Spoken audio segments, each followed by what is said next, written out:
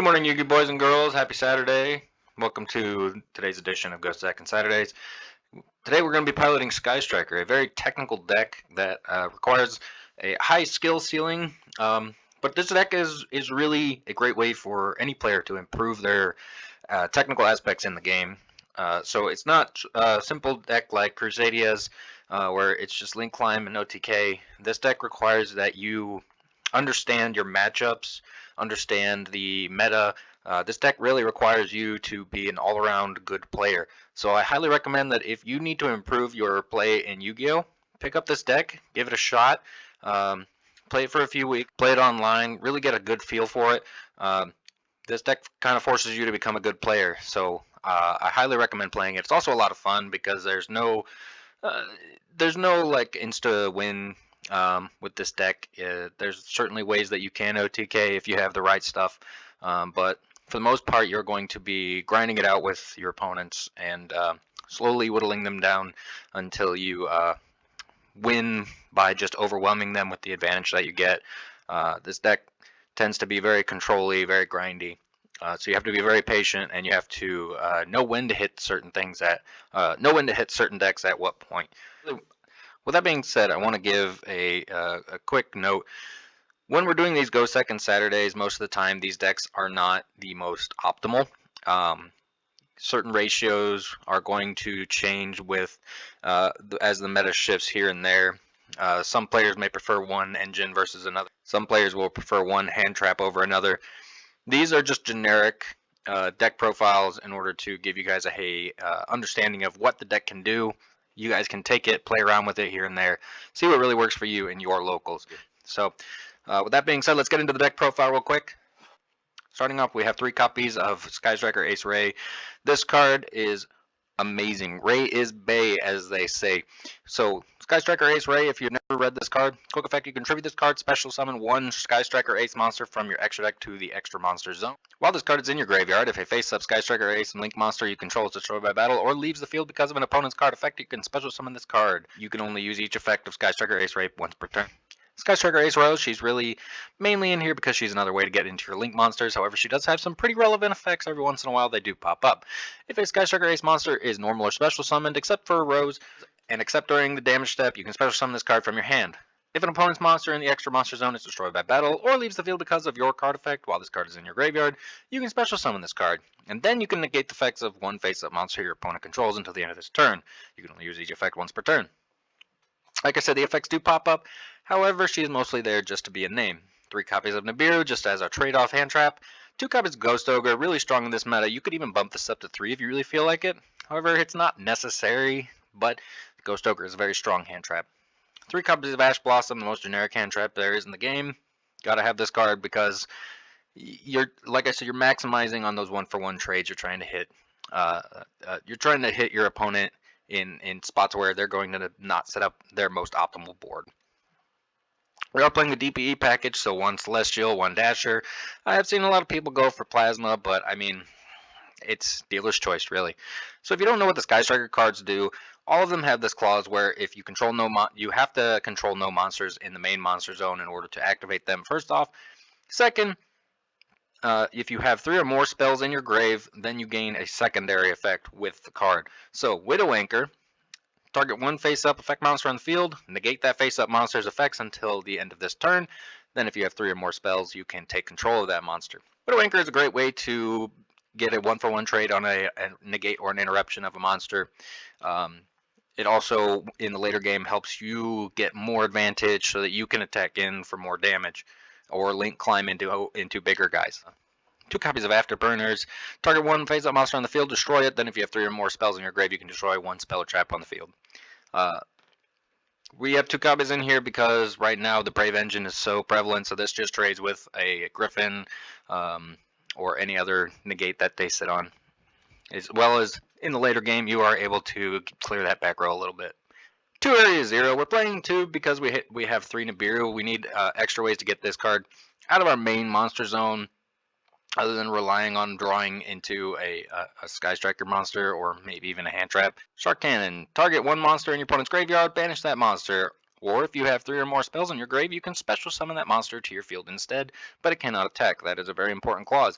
However, this is really used as a nice little extender, as well as a way to keep your opponent from scythe locking you. And the fun thing about this card is that if your opponent does go for the scythe lock and you get into a nice grindy situation, you can start to scythe lock them once you get 3 spells in grave, because this is a quick effect. So you set this card on your opponent's turn, you go ahead and you activate this, you special summon out that scythe, and then you scythe lock them using their own scythe, which is kind of fun to do, which is why you should never play scythe against Sky Strikers. It is not as effective as you think it is. One copy of the card that everybody loves to hate, Sky Striker Mobilize, Engage. Add 1 Sky Striker card from your deck to your hand, except Engage. Then if you have 3 or more spells in your grave, you can draw 1 card. 1 copy of Hornet Drone, special summon a token. That's really all you need to know about this card. It just gives you a body to get into your Link monsters. 1 copy of Multi-Roll. This card is absolutely insane. Back in the day when it used to be at 3, it used to be really big of a problem, but at 1, it's not so bad. Once per turn, you can target 1 other card you control, send that card to the graveyard. Also, your opponent cannot activate cards or effects in response to your spell card activations for the rest of this turn. Once per turn during the end phase, you can set Sky Striker spells with different names from your grave up to the number of Sky Striker spell cards you activated this turn while this card was face up on the field, but banish them when they leave the field. 1 copy of Eagle Booster. Target 1 face-up monster on the field. That target is unaffected by card effects except its own, and if you have 3 more spells in the graveyard, it cannot be destroyed by battle this turn. 1 copy of Raigeki. I know this card is at 3 now. Nobody lose your heads. This at 1 it is fine. All we're really caring about is that we can destroy, is that we can bait out negates, or if they set up a bunch of big monsters that die to a single spell. Raigeki is amazing. Don't really need to play it at 3. You certainly can try it out if it works for you, but I don't think you really need to. 1 copy of Rhoda, searches out Ray. Enough said. 1 copy of Pot of Desires. This card says draw 2, and hey, guess what? You don't have to worry about drawing desires off of desires anymore, so why not play it? 1 copy of Mind Control. Give me your monsters so that I can use them for my own advantage. So effectively, we have 4 mind controls in this deck, if you didn't notice. Using our opponent's cards against them is an amazing thing to do. Again, DPE package, we're playing Fusion Destiny. 2 Cosmic Cyclones to help deal with that back row. Now you can play Jamming Waves, which is the counterpart to Afterburners, which pops a set Speller Trap, and then can send a monster to the grave. However, I think Cosmic Cyclone in this format is pretty good, just because of Scythe as well as Eldritch. 3 copies of Forbidden Chalice, again a 1-for-1 trade. Things like Scythe. If you're playing against an Invoked Dogmatika, then this can trade with a Winda, allow you to play your game. This can help you play against Floowandereeze if you pop up against it. This card is pretty good, and it's also a spell, which helps us to get our spell count up. And 1 Upstart Goblin, so that we're effectively playing 39 cards. Alright, we're playing 3 copies of Shizuku. So during the end phase, you can add 1 Sky Striker spell from your deck to your hand with a name that is different from all of the spells in the graveyard. So if you have a Widow Anchor in your grave, you can't search another Widow Anchor, but most of the time you're searching your Engage, your Multi-Roll. 3 copies of Kagari. It's great to have her back at 3. When she was at 1, this deck was a little less consistent, but having her at 3 makes 1 Engage still very powerful and helps you grind. All this card does, when it's summoned, target a Sky Striker spell in your grave, add it to your hand. 2 copies of Hayate. This card can attack directly after damage calc. If it battled, you can send 1 Sky Striker card from your deck to the grave. 1 copy of Kaina. Helps you win in time. It's really the best part about this card. Every time you activate a spell, you gain 100 life points after it resolves. If this card is special summoned, you can target 1 face-up monster your opponent controls. It cannot attack until the end of your opponent's turn. 1 copy of Sky Striker Ace Zeke. You can bump this up to 2 if it really fits, if you really like it. If you don't want to play the DPE package, then I would play this card 2. The thing about this card is you can't summon it off of Ray. However, most of the time that doesn't matter. This helps you clear your main monster zone. So you steal a monster with your Widow Anchor. You use one of your links, go into Zeke. You can banish one of your opponent's monsters until their end phase.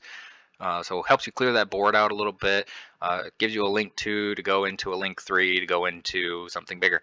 We're also playing 1 copy of Verte Anaconda so that we can easily access our DPE. 1 copy of Dark, the emo boy extraordinaire. This card is amazing.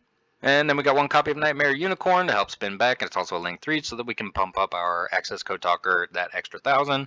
1 access code talker, help clear boards, 1 DPE. So that's the deck. Let's get into some replays. All right, our first matchup's against our old friend Crusadius. Now, our opponent did win die roll, and they elected to go first, which is an interesting take on this deck. But you know what? If you guys want to play going first with Crusadius, by all means, go ahead and give your opponents those free wins. So our opponent's going to start off. I don't know why it keeps flipping on me, but whatever. Anyway, our opponent's going to start off. He's going to go for that Magius. We're going to deny the Magius search because we don't want him to get access to the Draco, which he had anyway, but it is what it is. It cuts him off of an extra name, which keeps him from climbing up a little extra. He does have Parallel Exceed. I didn't really understand why he went for another Magius, but he might be learning how to play the deck. It's all fine and good. Went for the Desires here to bait out that negate. Probably should have gone with something else, but it is what it is. We did banish Engage off of it, which is a little embarrassing, but Hayate is still going to be good. Hayate send that Widow Anchor.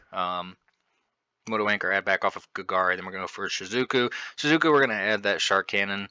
I forgot to put the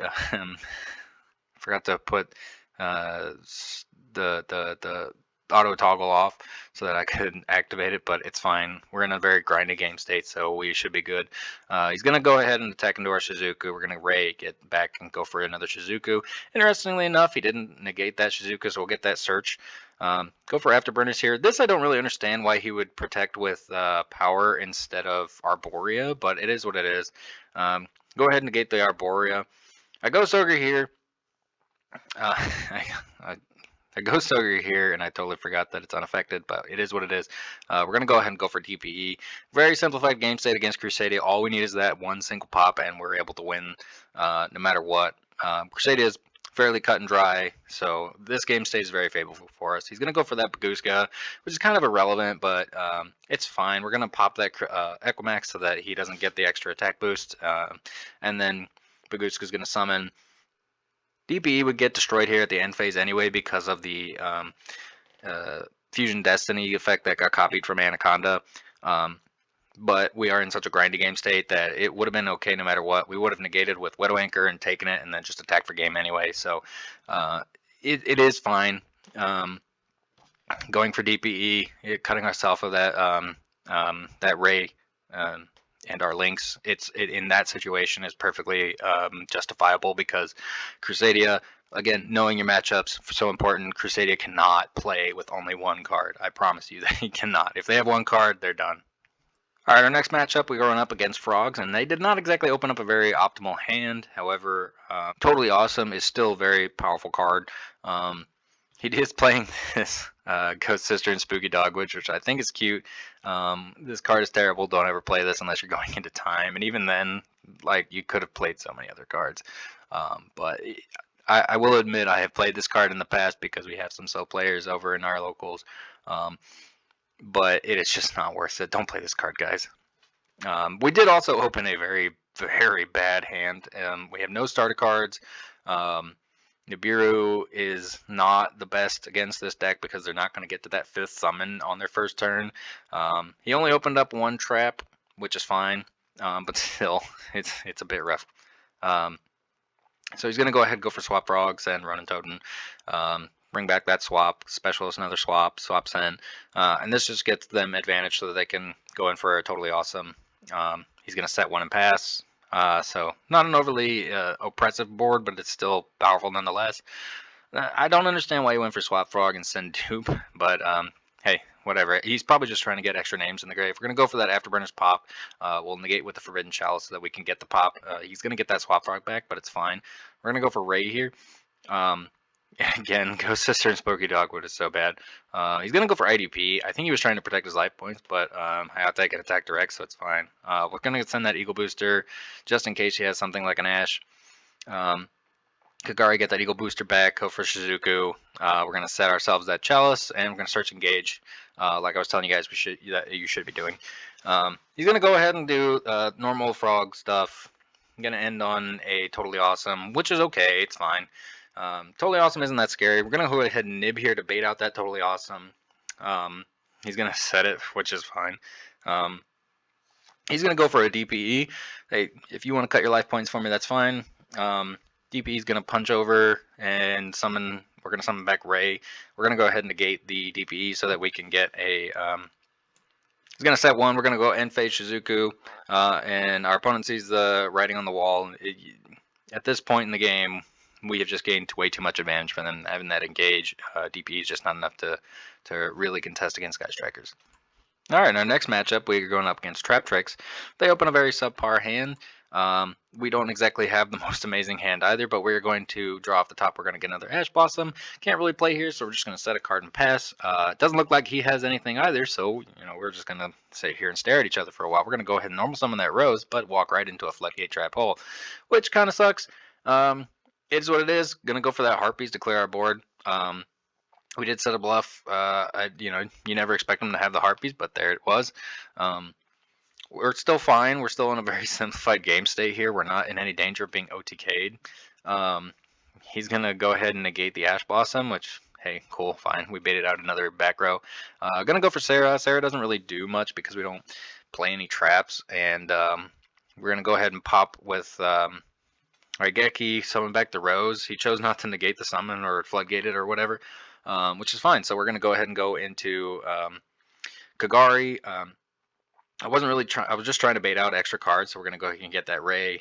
He's going to use Judgment. So we're cut off from our links until we find a way to get into another Ray. That's not a way to get into there. So we're just going to sit here and stare at each other for a little bit. This happens a lot if you're playing against another grindy deck. Then now he is playing the artifact package, which does make things a little bit more interesting. He's going to go use that ignition, pop his Moraltalk so that he can set a Scythe. We're going to steal that Moraltalk so that he can't use it. So we know that he has a Scythe set. We know he has a Floodgate Trap Hole. We're going to normal summon Ash Blossom. So we're going to go for Anaconda here. He's going to go ahead and try the Impermanent, but we do have an Eagle Booster in order to protect it. This is why Eagle Booster is so clutch. It can protect things like your Anaconda. He's going to go for the Floodgate Trap Hole. We're going to pop our Anaconda and our DPE so that we can protect it against that Floodgate. Going to go for that Engage. He had the Ash, unfortunately, but it's fine. At this point, we have effectively won anyway because we have a way to pop card every turn and keep bringing back that board state and keep our opponent off of those powerful cards. And we already knew that he had Scythe, so he also didn't have anything playable. So. All right, now in our last matchup, we have a zombie Predaplant deck. Now, this deck is pretty interesting. I do like the interactions here, being able to go for Zombie World as well as have Predaplant to search out a Super Poly. I think that's pretty cool. Gonna go for Anaconda. Hey, look, it works in its own deck. Gonna go for DPE, shocker there. So this is kind of fun matchup. We're gonna go for Rhoda here. We're going to go ahead and chain the Cosmic because I just want to get that Super Poly out of the way. Going to go for Fusion Destiny so that we can have our own DPE. And now we're just going to sit here and stare DPEs in each other's face. I'm going to pop that Zombie World because why not? I decided to pop right there so that I could make sure that our Chalice would be fine. I didn't want him to pop it during our end phase. He's going to go ahead and we're going to crash DPEs, which, hey, I'm perfectly okay with that. I'll take the 17, bring back my DPE. Bring back his DPE. Now this is why you read your cards. I'm going to activate the Area 0. He's going to pop it for me. I was going to pop it myself with my own DPE, so that's fine. But he did have the Ash, which is fine. And then we're going to go for Celestial Draw too, because why not? Going to clear that board so that we can go straight into our Ray and then just attack for game here because we go Ray, Ray into Hayate and then attack for game. Alright guys, now I hope you've enjoyed today's episode of Go Second Saturdays. Sky Striker is a really fun deck to play. You should pick it up, play it. The deck is relatively cheap. I think the most expensive cards that you're going to run into is DPE and Access Code. You don't need to play DPE. I would highly recommend you play Access Code because it is such a powerful card in this deck. You have so many different attributes of Link monsters that you get 4 or 5 pops if you summon it. This deck is a lot of fun, helps you improve as a player so much. Yeah, so I hope you guys enjoyed today's episode. As always, guys, have a happy Saturday. May the cards be with you. Peace out.